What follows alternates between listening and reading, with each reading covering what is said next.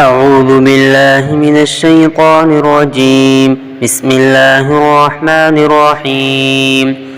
لتجدن أشد الناس عداوة للذين آمنوا اليهود والذين أشركوا ولتجدن أقربهم مودة للذين آمنوا الذين قالوا إنا نصارى ذلك بأن منهم قسيسين ورهبانا وأنهم لا يستكبرون.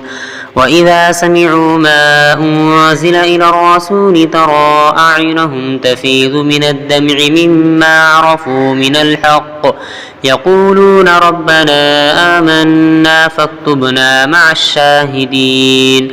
وما لنا لا نؤمن بالله وما جاءنا من الحق ونطمع أن يدخلنا ربنا مع القوم الصالحين. فأثابهم الله بما قالوا جنات تجري من تحتها الأنهار خالدين فيها وذلك جزاء المحسنين. والذين كفروا وكذبوا بآياتنا أولئك أصحاب الجحيم. يا أيها الذين آمنوا لا تحرموا طيبات ما أحل الله لكم ولا تعتدوا إن الله لا يحب المعتدين.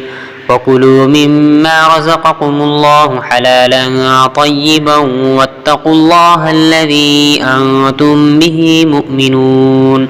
لا يؤاخذكم الله باللغو في أيمانكم ولكن يؤاخذكم بما عقدتم الأيمان فكفارته إطعام 10 مساكين من أوسط ما تطعمون أهليكم أو كسوتهم أو تحرير رقبة فمن لم يجد فصيام 3 أيام ذلك كفارة أيمانكم إذا حلفتم واحفظوا أيمانكم كذلك يبين الله لكم آياته لعلكم تشكرون.